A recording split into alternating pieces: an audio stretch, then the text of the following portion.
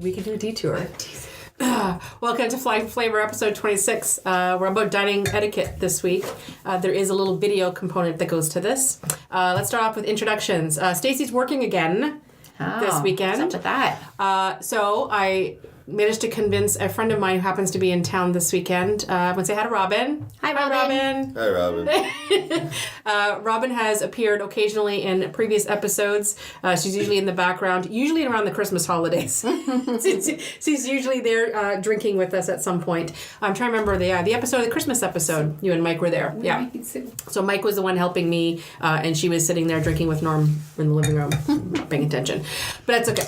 But it was a perfect timing because she has a really good background in sales, and because she traveled for her sales career for so many years, she basically dined out probably more than she needed to. So when it comes to all these stories of what to do, what not to do, what works and what doesn't, I thought she was a perfect invitee, and she never passes up to drinking with wine. Speaking of wine,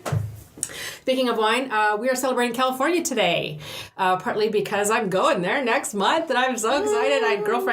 I need some sunshine. Cool. So I'm not going to wine country, but I am going down to outside of LA. I'm going to be near Santa Monica for a few days. So I found, took out some of my favorites. These are ones that are usually available in the LCBO for those of you here in Ontario. It's so good. So California Pinot to start off with. This is the Aquinas. It's their Pinot Noir North Coast. Cheers. Cheers, everybody. Cheers. Robin, you gotta move in more. You're too far away. So it's a little bit fruitier. It's not your super dry European style Pinot Noir that your Burgundian one that you're probably used to. This will be the more fruit forward. So this is the Pinot Noir that the big red drinkers So it's like a full body. It's a full body. So good. Mm-hmm. Robust. It is. We're all looking forward to the show notes. Yes. So the show notes, of course, are going to have that one. And then when we finish this, in case we forget to introduce it later, once this bottle's done, we are going to move into the cab. So it is an Ironstone Vineyards Cabernet Sauvignon from the Lodi area in Lodi in California. So it's going to be a little lighter, a little bit more complex in flavor, a little less on the fruity side, but it's going to be I'm going to say it's like a palate cleanser before we go for dinner later. Okay. So in the video, you're going to get the video components that go along with this. So anything that needed me to show something, right? How things work, where things go on the table, those things will be in the video, and you can get those in the show notes. And then you'll also be able to find them on the YouTube channel if you've been subscribing to the Flying for Flavor YouTube channel. But you can get a shortcut going through the show notes, and that can be at stephaniepichet.ca. Flavor 26. We're in episode 26 already. Isn't that crazy? I can't believe it. Isn't that crazy? Okay, so news. So a couple of things. So these are the couple of news updates having to do with food, wine, and travel. Number one, Montreal's got an amazing new food court that I have to get to. Okay. So it is not just your usual food court. So if anyone's ever been traveling down to the States or in Europe and gone to Italy, which is more of a half store, half food court type atmosphere. Like a Movenpick. Kind of like that, yes. Okay. So Queen's Elizabeth Hotel, downtown Montreal, has created this massive, I forget how many thousands of square feet it is, this high-end gourmet food court type setting where you can buy things as well as buy things to eat there. They're using some of the products that are available within the hotel, but they're smart because at the basement or in that lower level of the Queen Elizabeth, it connects to the rail station.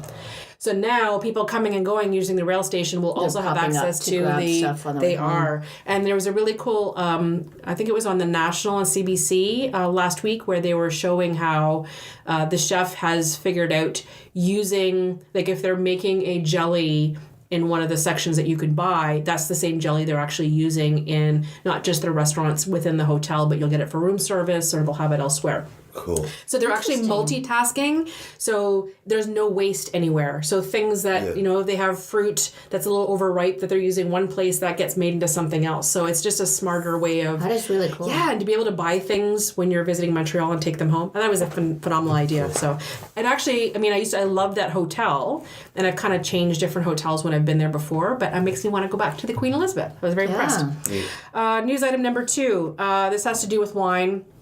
So there's a big battle going on between Alberta and BC right now, if anyone's been watching the news. When I say battle, I mean huge battle. So there's a pipeline that's been going across country from Alberta that's going out to the coast. It's going to cut through from about forever. Correct. Well, I guess BC decided they're going to stop certain types of things going through the pipeline through their province to go out to Vancouver.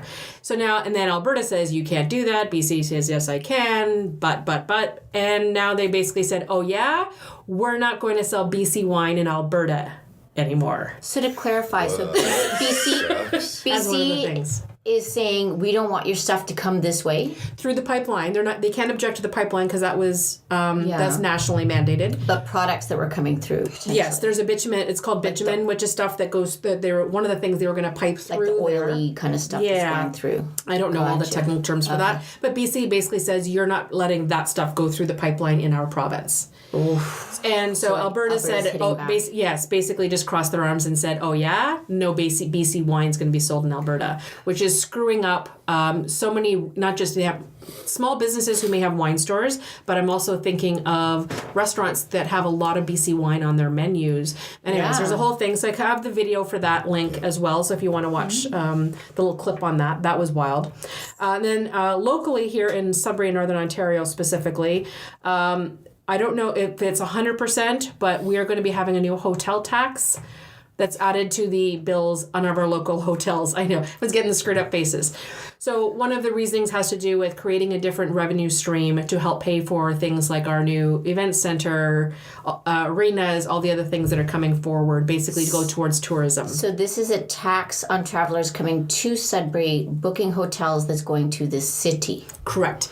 Because tourism's so great in Sudbury, it's so easy to attract people that we want to detract them. It's because other cities and all over are basically already been doing that for other reasons. They take that extra revenue generated and they use it towards it. Don't we want to encourage tourism in Sudbury? Yeah, it's a whole other thing. So I don't know if it's 100% solidified or if they have to vote on it, but it basically, there was just an article that was just published through our friends at Sudbury.com, and so I have the link on there too, so if you want to read more about that, and if you're in Sudbury and you want to appeal it, say your piece or whatever, I'm sure there'll be a city council meeting coming up soon that you'll be happy to go and see.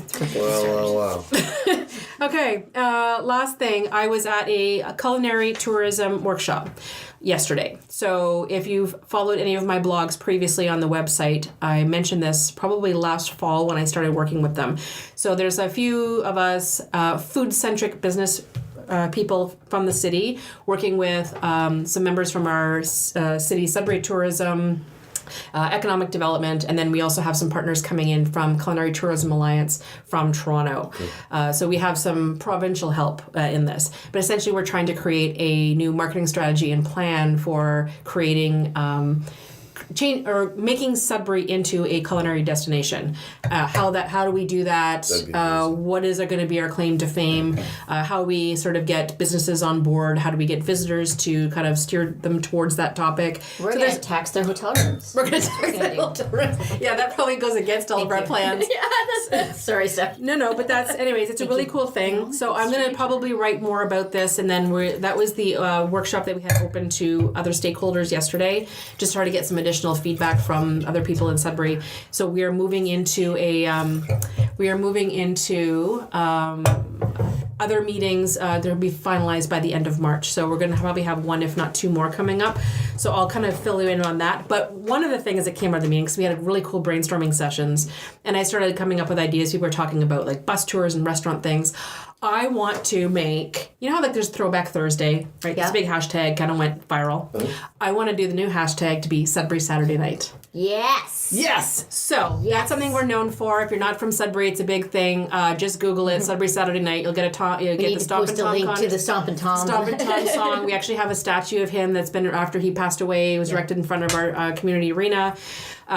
It is a country song, but it kind of means more than that. It's just basically how, Sudbury. It was our culture back when our parents and I love the idea that we've always been known as, or we've always tried to fight this image of the a big drink and party city. And I thought, nah, Kind of is what we are, though. that's exactly what we are. Especially, like, So in let's the embrace 70s it. too. Like, when Yeah. my dad was telling me those stories. Oh my God, my parents, aunts and uncles. Oh yeah, between like they had ball games on the weekends and house parties, and so We can't forget that, right? I mean, like, what Yes. Inco was to Sudbury in the 1980s. It was Mother Inco. You know, they were called Mother Inco. It Yeah. was Mother right? Inco. You know, so I mean, that's a big part of our heritage. It is. So it's something that we can celebrate that doesn't pinpoint one particular culture. It doesn't pinpoint one particular ingredient or great something. idea.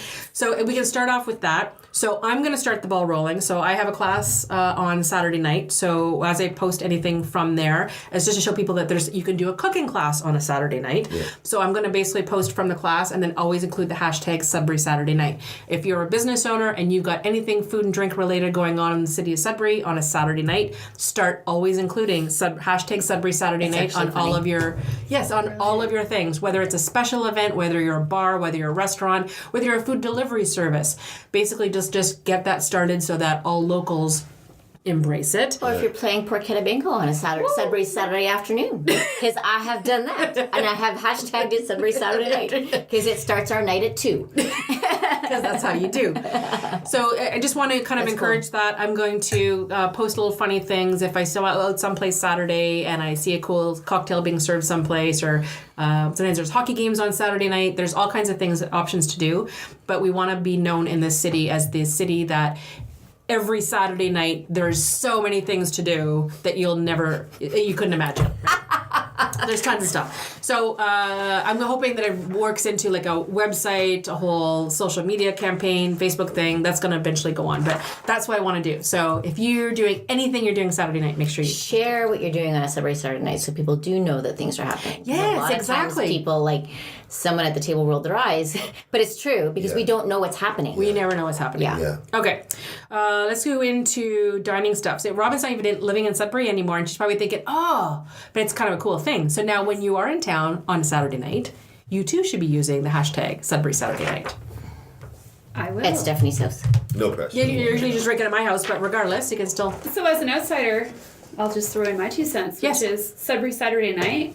It should also include the things going on in what we would now call, I guess, the greater city of Sudbury. Mm-hmm. But there are a lot of fun things to do in certain outskirts that when we were kids, you maybe didn't necessarily go out there, but like, why not go and do something in Chelmsford or Kittrell or Absolutely. the Valley? It That's doesn't exactly. have to be in...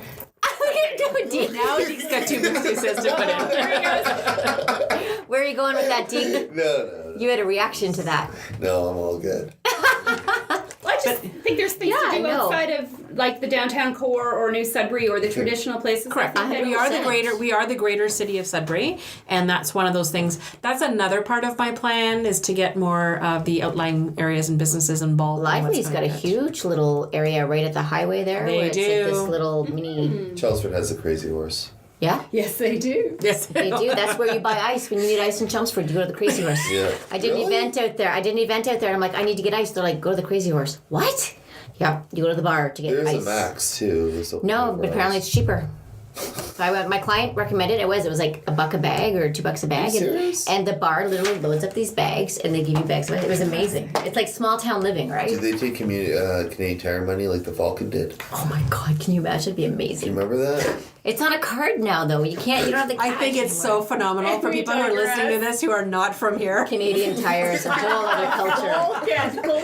But the people who do live here, they're going to say, get it. yeah, they get it. They get it. Okay. So anyways, that was enough for the news. Let's get into dining etiquette.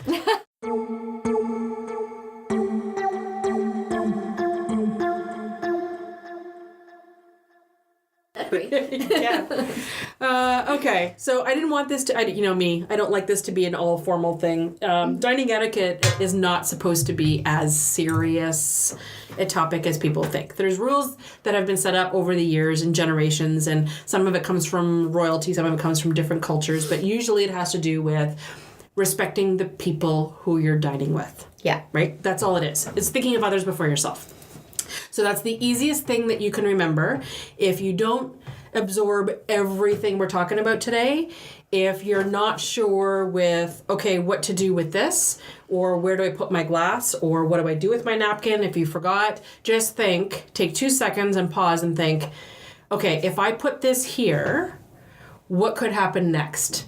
Right? So one of the things I'm always talking to people about not putting their napkin in their dirty plate when they're done and then stacking their soup bowl on top of that and stacking all their plates, is that as much as you think you're helping the server, do you want to be the person that has to take the napkin out of the plate and then with the bowl? And it's a messy, it's difficult. Or stuffing things in your glass. That's a big thing. People putting napkins and like snotty Kleenexes and sorry, it's a real thing. I mean, having worked restaurants and bars, I mean, Deke, you and I worked a lot of those events together. And I mean, you got to have a steel stomach. I used to joke that being a mother was prepared me more for hospitality than like any training courses ever had, because you're pulling stuff out of glasses. It's just, I mean, I get that you think that you're doing a good thing. Gum?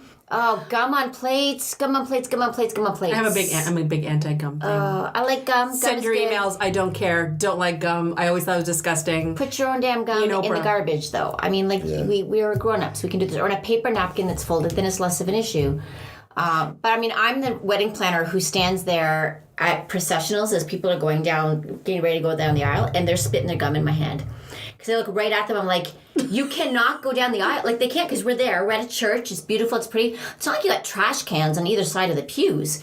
And I've got, 2 groomsmen or 3 bridesmaids chomping on the gum. You cannot go down the aisle. So there I am with my hand. I'm like, spit it out. And they're like, oh, I can't. I'm like, you need to go down the aisle now. Spit it out. And off you go. Like, gum's an issue. But we're grown-ups. Put your gum in a paper disposable thing that someone doesn't have to touch, or in a garbage, because every restroom has a garbage. Thank you. But yes, being a mother very much prepared me to be in hospitality. My husband is a gum chewer. He knows it drives me bonkers. I'm not a big gum fan. Okay, so we're going to do the kind of the who, what, where. So we kind of tackled some of this in the video component that you'll find in the show notes. But who's dining with you? There's a lot of rules about who should be eating first, who does this. Essentially, the person who has organized the dinner or whoever invited you to the meal, whether it's at a restaurant or a wedding or whatever, whoever is basically the guest of honor or the person who invited you, you're kind of taking their cues from them. When they start eating, you should start eating, that kind of thing.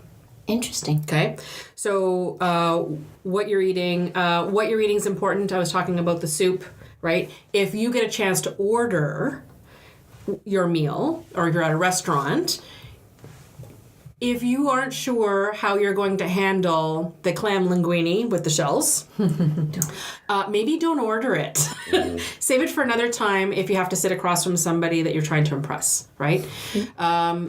Anything that has to do, like ribs, it surprises me how many people will go and eat all these like ribs and wings and things. Yeah. Sitting across from, you can obviously tell it's a first date. And I'm thinking, I know you think it's all masculine and stuff, like you gnawing on the bones, but really sauce and stickiness, and it's just, save it for another time when you're out with the boys or out with your family or something. Like, that's not the time. Throw something in there? Yeah. I work with a lot of, and this is where the division in the generations is going to come out a little bit. Mm-hmm. I am a Generation Xer. I work with a lot of millennials, and I know even millennials hate that term, but people who are born 20 years after I was. And there's this whole movement to throw etiquette out the window.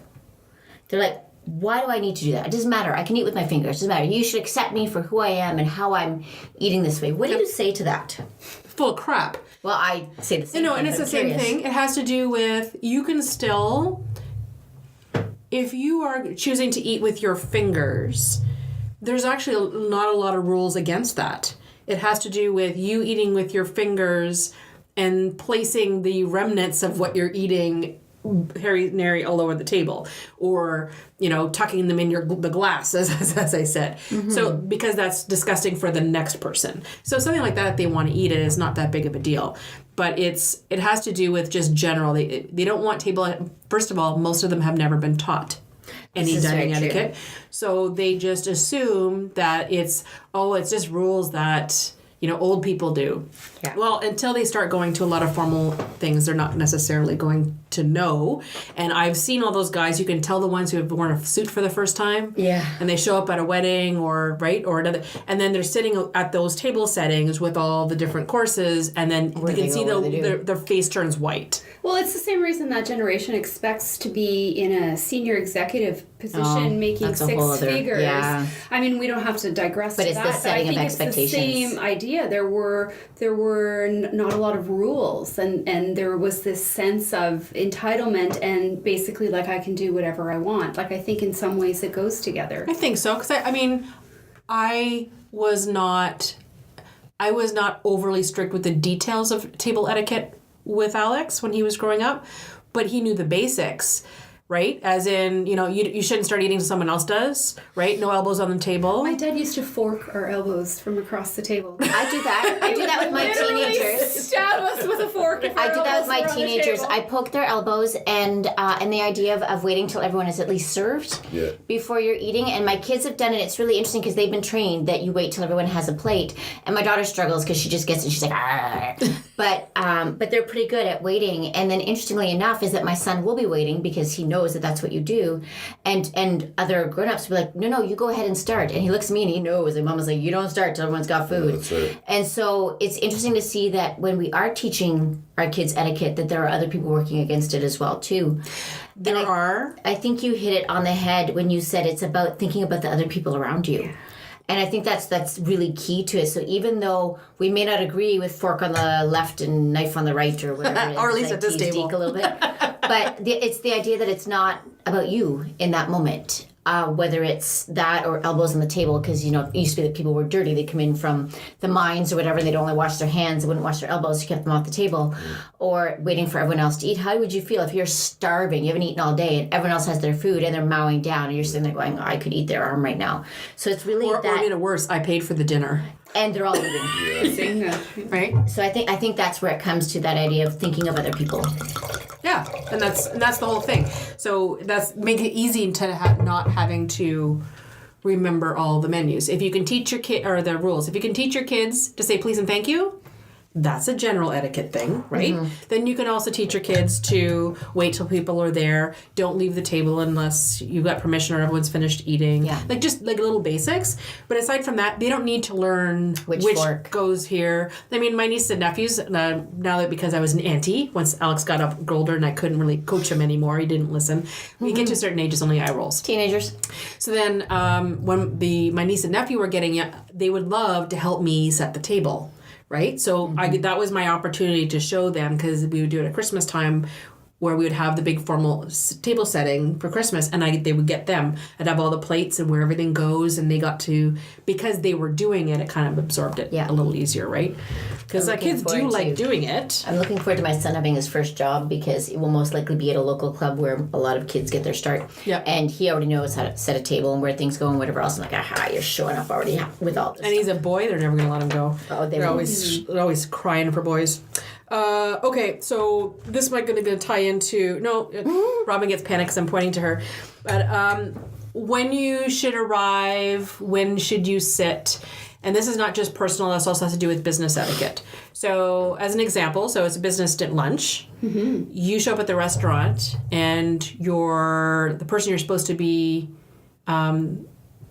meeting with, mm-hmm. Maybe say you close the lunch, mm-hmm. or no, someone invited you to lunch and they're not there yet. Do you go and sit? Do you just go and sit and wait? I personally, I don't know what's right or wrong, but I would.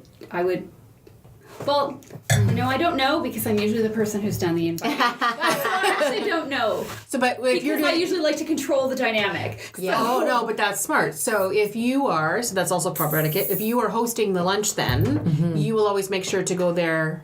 I would always want to be there first. Yep. So I'm thinking, if I just take the same logic, and I think if I was the person who was invited, I would probably sort of do the same thing, and I would just start to advocate for exactly what it would be that I would want in that restaurant to make the experience good. So I would always, at a business lunch, I always ask for a quiet corner. And by corner, I literally mean two walls. And I usually strategically put myself, depending on who my guest is, either I'm the person with my back to the wall so I can look out and see everything and wait for them. Or it depends. If there's somebody who knows everybody, I don't want them to be the person who's in the corner looking out. So they're distracted. To be distracted. So I usually am very, very strategic and specific about that sort of thing. So I think I would probably do the same thing if I arrived early. I would ask for the type of table I wanted, and then I would go and strategically place myself where I would want to be at the table.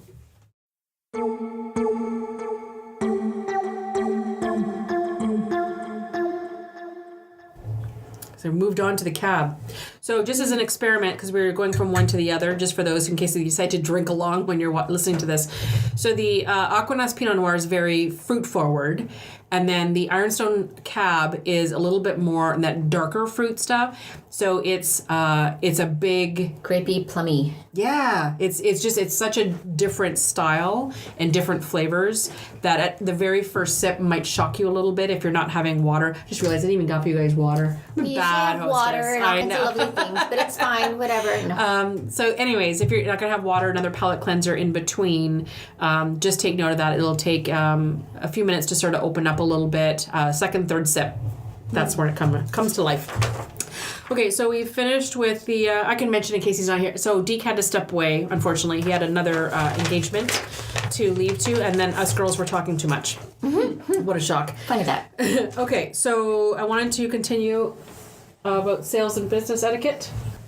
Okay, so if you're going to a business lunch and it's a team environment, like you have a business partner and you're meeting another team or something like that, how do you avoid that awkwardness of the who sits first, who orders, who takes care of the paying, who leads conversations, who decides if you're having dessert, like how does that work with more than one decision maker in the room? I can only speak to the experience that I had with my partner here, and we always made it a point to discuss before we went in to the business luncheon exactly who was going to do what and what each person's role was.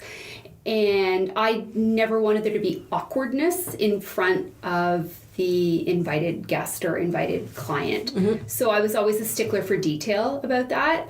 I would say that I would even buck conventional wisdom, even if the server was gracious enough to ask me to place my order first because I was the only female at the table. I would always defer to my invited guest first.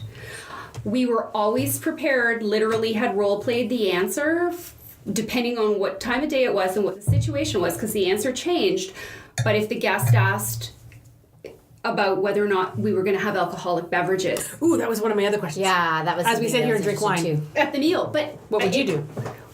Well, it really did depend. What time of day it was. Yeah. Whether or not they were a licensed professional. I was going to say no day drinking. I'm like, oh wait, we always have wine at our lunches. Well, yeah, day drinking, depending on what they had in their schedule for the afternoon, because with certain professions, licenses, Correct. whether it's medical, financial services, it's absolutely inappropriate for them to be consuming alcohol at lunch. And then there were times where it would have been inappropriate for me to have been drinking because of what I had coming up in my afternoon. So I always prepared what my answer was going to be in my head so that when they asked me, are we going to drink today? I knew what I was going to say before I was the deer in the headlights. That's really smart. And then in terms of paying, whenever possible, I like to arrive before the guest, and I like to work out with the server exactly that. It's going to be one bill. Bring it to me. I'll take care of it, so that there was never any awkwardness. And it's always awkward. And if we hadn't gotten to that for whatever reason, the guest had beat us there, which is not ideal. I would always just discreetly hand my credit card to the server, which is, I think, universal for just run this through my card. Yes. And I don't think it matters whether you're male or female who's going to take the bill. I think it depends on what the point of the business meeting is, and the person who called the meeting. I mean, even though I was there in partnership with my teammate, I was the person who organized and arranged it. I felt that it was appropriate for the bill to come to me. Yes. I agree. It's like that whole idea of a host, right? Your host is the one who covers it. Oh, there's my 2 cents. So this is a bee in my bonnet, and this is just me. I'm anal. Fly in your soup. Fly in your soup. We call that fly in your soup here. Even when you're at the finest establishment, and I'm going to say the finest establishment in town because that can be a sliding scale. We're only laughing because we had a conversation about that last week. I always considered myself to be the hostess, whatever the proper.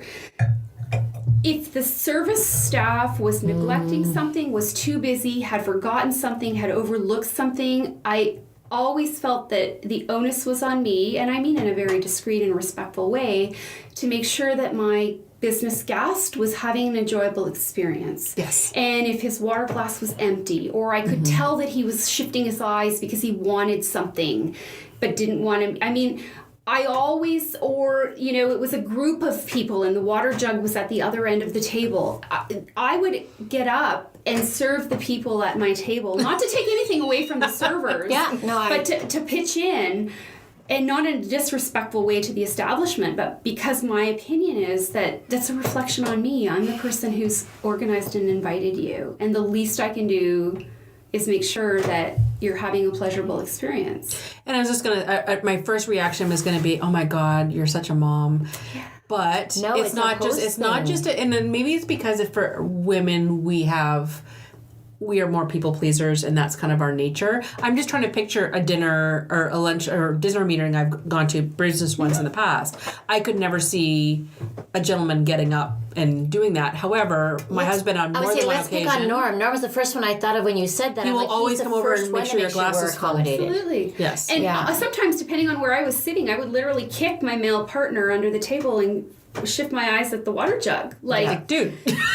but seriously. But it's interesting as a host, right? Because with my team, that's how my team is trained. So our job is not to do the caterer's job at all as event planners and coordinators and all of that. But if especially our head tables and our parent tables and like the VIPs, if they're not getting those water jugs replaced, those wine bottles refilled or whatever, my team knows that as the people who are supposed to make sure things go well, they need to go up and make sure that's happening. Absolutely. So there's more than once where I've been moving wine bottles around or refilling water jugs because as the perceived host, the person who's there to make sure that everything goes well, I feel that we should be making. Ultimately, it should be someone else. However, if someone's not going to do it, we're going to step in and make sure it's done for them. I know. That's why you're professional. So I only have two other little things to talk about before we close. Tipping. I know. So we have a whole episode on tipping. So if you want to recap that, I don't know what episode it is. I'll put the link in the show notes for you if you want to. It was one of the first ones, but it was actually kind of a cool one because I interviewed secret servers, some restaurant servers from here. I know you want to put that's why that's why you're here, honey. Norm. Hey, Norm. So Norm knows that we're pouring wine upstairs. There's a glass for you there, honey. So he can put his 2 cents in if you want. So we're talking about tipping. Speaking of, I'll play hostess. Robin has 2 cents to talk about tipping. Tipping. I think two things. I think there's a difference. Actually, let me rephrase. There isn't a difference. There's different rules that are sometimes applied by your corporation, business to personal. So if I'm going out personal, 20% is just my standard. Like that's the new 10 or the new 15. Like 20 is just what you get. But when I was paying on my corporate credit card, we literally had a guideline for tipping, which was 15%. And somebody, I had to itemize, and somebody was cross-checking my receipt. Yeah. So it wasn't it was just required of me. But there's always cash in your wallet to be a classy person. Yes. So, I think that if the establishment has disappointed you, which is independent from the server, that they should not be penalized for that. I think that in only very specific circumstances, I don't even want to say that it should be punitive. I mean, I can't think of a time where I actually don't tip 20 anymore. I just press 20 like it's the old 10. They have a button. 15, 18, 20. I don't even have to think about it. Yeah. But people have bad days. I have bad days. Everybody's, they're not getting paid a lot of money. I have totally tipped 10. I've never tipped 0, but I've tipped 10. But if somebody, I want to say, has gone out of their way. Yeah. But is just miserable, being miserable and is miserable, and they're having a miserable day and they're taking it out on me, You'll still do it? I will. No, I'll leave 15, and I feel like I'm being punitive, which is really funny. You're every server's dream. You know, I wish I had served her back in the day. I would just love to ask the table this, because this is something I still struggle with, and it was really different when I was picking up a huge order and I was paying on my corporate card than personal. How much are you supposed to tip on a takeout order? Oh, I have definite feelings about Please. that. And it comes from also counter service. We're now seeing counter service where it's like a restaurant that doesn't even like have table service, and they're looking for that percentage. So my 2 cents is that in a restaurant where it's table service and that server's still only getting paid that lower server rate, I'll give them 10 just to say that I helped to kind of top it up a little bit, because they did take my order nicely and they packaged it up and made sure I got what I needed. So I will only give 10. I wouldn't give 20 because they weren't coming and serving me. And then at a like a takeout place, like a fast food place where they're like the tip is on it, they get 0 from me. I'm a bit of a jerk that way, but I'm like, they're already getting paid as much as... Oh, so they get paid more than the minimum. See, I hadn't even thought of that. That's right, because they're the hostess. But I always feel like sometimes it's the server that's taken my order, and so I just never know. And not to mention, they're tipping out too. So, and I'm not saying that I'm an expert. That's just what I do. I could be completely wrong. And listen, I used to look at the bill, sometimes pre-tax, sometimes after tax. I never really gave it a lot of thought. I was never trying to be stingy with people. Somewhere between 15 and 20 that rounded up usually to a denomination of 10 or 20, which is what you have in your wallet. Yeah. Until one time, She's gonna tell a New York story. I thought that I had tipped very close to 20%. I mean, I wasn't trying to be stingy, and literally, I had gone to the restroom. I was with a bunch of girlfriends. We were leaving the restaurant, and I had stopped at the restroom, and the server was chasing after the people that I had been dining with to ask if they had been disappointed with the service. Why did I tip so poorly? And then he was literally standing outside the bathroom door waiting for me to come out. And you only need to have that happen to you once. Oh my God. Like And I literally opened up my wallet. Here, have all And the the money. limo. No, I mean, I didn't. I think I Oh no, didn't she even was have, so mad. I was just beside myself because I had that tried 20% to was okay. short change it. Well, hey, I might have been 18.5 in my rounding up, but I guess that I had no idea that in the U.S., like 20 is almost like And it's based on average cities. tip. It was 20 in New York at the But time. it was humiliating. That's awful. Like, I think about that server, and as like someone who like ran teams of servers, I might beat that server after if I had seen the only thing I it. If I had seen one of my guests have that experience. Well, the only thing I could think was that he was so underpaid that he was really was desperate counting on that money. But ever since that, I don't actually even leave it to chance anymore. I always tip on the total with tax. Well, that was the which other is- thing I was going to say, because those Because I machines don't now. ever want that to happen to me again. Because it used to be like 20% of the subtotal, or 15, well, back then it was 10 to 15% on the subtotal. But the machines now, you're tipping on the total. That's actually a great point. You know, maybe I'll start pressing 18 instead of 20 because... Okay. Don't start. I'm teasing. Oh my gosh, you're gonna get like hate mail. But the Listen, cool hey, thing is, everybody has a job to do. But it has increased. Like, I mean, back in the olden days when I started, 10 to 12 and 15 was like, you were amazing. But now the expectation is 20 to 25. And I do. See, I've never If I've had exceptional service, I'm tipping 25. That also comes from having okay, lived on see, those I've tips. just been enlightened. But it's got to be exceptional. Like 20 is my standard. So it's like you said, 20 is the new 10. 25 is you're really awesome. I'm going to give you 25. Let me ask you this, because it's... But I'm also hard to impress. Sure, but I think about some of the other services separate from food where I leave tips. Mm-hmm.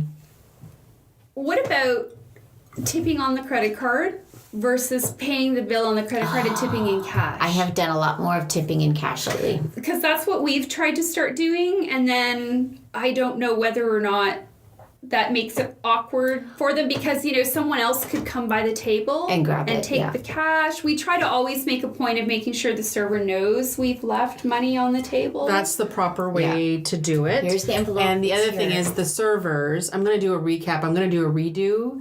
I know you did a whole one with on the servers. yeah, No, yeah. I'm going to do a redo, bringing the same servers back, especially now that the minimum wage has changed, to see if there's going to be any changes to their serving lives. But one of the things that they didn't, so getting cash is usually more well received, partly because they don't have to wait for the debits and whatever at the end of the thing. It's easier for them to change it out, to closing it out. If they have to do tipping out, they can figure it out. And I hate to say it this way, if they can pocket it without anyone noticing, nobody knows that the tip was left for them. Well, anything on credit card and debit and everything else has to be tracked. Well, and a lot of restaurants, like you say, like if it's on credit or debit, the server actually doesn't see it till the end of the week. It potentially goes on their paycheck, and then they're taxed on it. And then it gets divvied up sometimes. They should always be claiming their tips on their taxes. Of course they should. Yes, let's just go on record. Yes, you know, just so we're clear. But the other side around it too, and this is something I thought I'd throw out there because, I mean, we've got a different culture sometimes where we are. I've had in the past, mostly in social environment as opposed to like a professional environment, where someone's like, I've got the tip, I've got the tax, and then the other person says, well, I'll get the tip. Well, and that's exactly it. That was going to be my final question having to do with the tipping thing. So it comes across quite a bit, usually my mother. So we're going out for dinner or something, and Norm sort of sneaks his card, right similar to what you said. He's paying for dinner, and my mother's big thing is, well, I want to leave the tip, which is the worst. No, but your grandma wants to leave I think you let them do it, and you let them leave extra. my mother's good at tipping. Okay, good. But I immediately go to grandma leaving a toonie for, you know, the $100 meal. No, but if you were at a business thing and someone says, well, can I at least leave the tip? Like, how would you handle that? Because I get asked that quite a bit. How I would handle it is that I would still pay the tip. Now, so if I'm out corporately, I'm going to put the standard. Okay, when I was traveling, it was 15%. Maybe that's changed. Mm-hmm. But what I was allowed to do when I was on the road corporately was 15%. I would put that on the card. I would leave cash on the side if I, you know, when appropriate. Yep.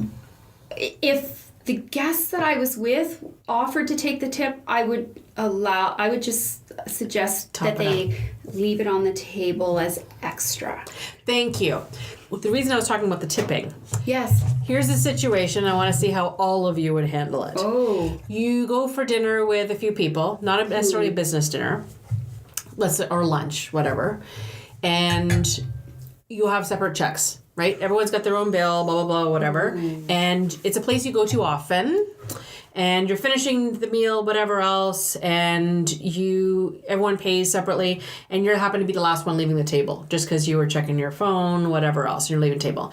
You happen to glance down, and you notice that one of your table mates left a toonie on a fairly large bill. I would overtip. I'm over-tipping too. I would make up for it. You would make up for it? I would make up for it. I would. Norm, what would you do? I would. He doesn't want to speak. He just wants to be here to do it. I would actually probably. Actually, I was going to say. I actually would be so bold as to apologize for my colleague and overtip. Go for it. He wasn't. He's got an opinion. I know. First of all, you're now you're over-analyzing, in my opinion, your guests. If you see the toonie, is there something else underneath the bill or this or that? Like I personally would be responsible for what I'm doing, and I wouldn't bother over-analyzing and overcompensating, because if the person really had bad service and it's his or her prerogative to do what they're doing, to now go and rebuttal what they're doing out of your judgment for their experience, or I don't know. I do understand that. That's fair, but if we bring back, bring back to our little joke about like the Nana coming in, I mean, when, if I go for dinner, say with my mother and my grandmother, for example, I mean, and I love them both, and my grandmother, rest her peace, but for her, a toonie was a big deal to tip, and I would want to make sure that I subsidize that, because she really, truly thought $2 was generous. Mm-hmm.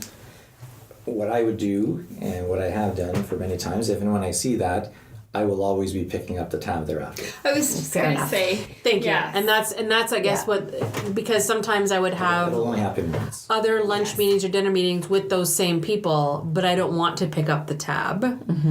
But the reason I made that call to add on the tip, or I would purposely wait after that to make sure they've left and make an excuse. Yes. Especially because if you're going back to the same place all the time, especially if it's for the same business people or whatever, I know that the service wasn't bad, and it was just because someone only had so much cash on them or whatever, and whatever their story is, that's fine. Yeah. But I know that I personally have to come back to that restaurant, and I don't want them that kind service. You want them to know that you walk in the next time. That's that chick who whose family didn't tip me, so I'm going to be a jerk, or I'm not going to take them. I that's think reality. It's less awkward when, like, say you're out a group of 5.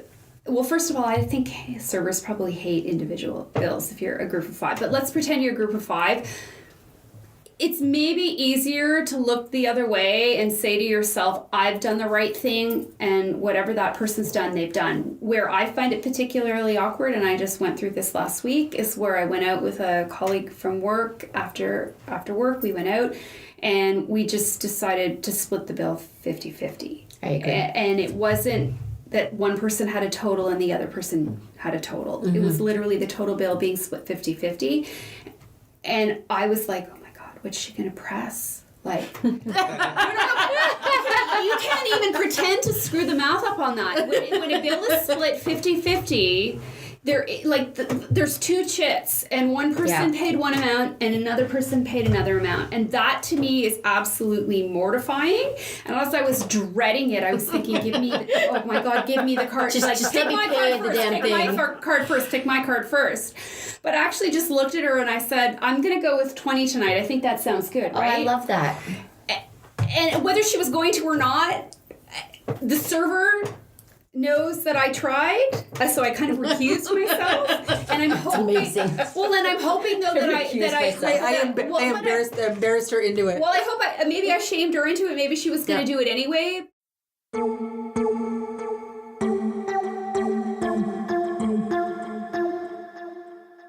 I don't know if I said it earlier when we were talking about the overall etiquette. Good. Was that have a conversation at your table, guys? I'm going for this plate. It's like the B on this side, and that's where my bread's gonna go. Are we all good with that? Because sometimes just having that conversation and you can make puts everyone else. And I'm that girl who's gonna be at the table going, I'm gonna do this, guys, and we all laugh about it. But that helps to set everyone else at the table at ease a little bit, and then they feel like they can go ahead and make that decision. Or I'm gonna use this little 3-pronged thing for my fish and that kind of thing. Exactly. I don't know how many times I've used the wrong fork.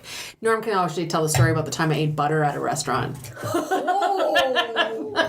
How many wines did you have before you ate that butter, Stephanie? No, that was the beginning of the time. She thought it was cheese.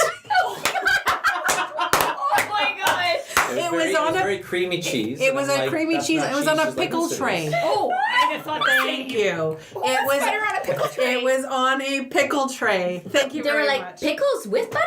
Thank you. That doesn't make There any was a sense. square of butter. There was squares. There was a couple of squares, and I Okay, thought. well, square makes it even more easy. I mean, it's not like it was a ball. See, my girlfriends are defending Were you me. dining in Northern Ontario? I feel like that's like a Ontario. pickles and butter on the... But biting it by Interesting. mistake is one thing. Biting it and liking it, so this is really creamy cheese. Ouch, you might have me there, Steph. I love it. Oh, I rock I it. love it. Hey, I have the same thing. I've eaten butter with a spoon. However, I love that it. was anyways, yeah. That was funny. It just goes to show you that the But I laughed experts about are it. humans too. Everyone's had some crazy experiences when dining out, and everyone, regardless of how formal it is, everyone's had those little issues. Absolutely. And if you remember that when you've kind of grabbed the wrong fork, used the wrong cup, used the wrong whatever, it's easier for you just to sort of laugh it off and then go on. It's supposed to be a comfortable thing for 2 people. And as long as you always think of the other person or the other people, whether it's going to be next diners or the ones you're dining with, you should be fine. I think that's a great rule of thumb. I think so. So you have another story? No, I just have like a parting comment that I just want to get off my chest. By all means, close out the show. No, but I want to just go on record and say that just because minimum wage has changed as mandated by the government, I don't think that as diners or customers it gives us the right to now think that we should now be reducing our tips. I think that we actually have to stop and look at ourselves in the mirror and realize how sad it is that the government had to mandate this increase in wages, and if anything, you should be digging deeper into your pocket to help support these professionals. Bravo! All my servers are like, woo woo. Yes, and that's one of those things. It's not an easy job. Anyone who's ever worked in the restaurant industry or ever had to serve food to people, the fact that you're getting a less wage than, and as much as you say yes or oh my God, they get so many tips.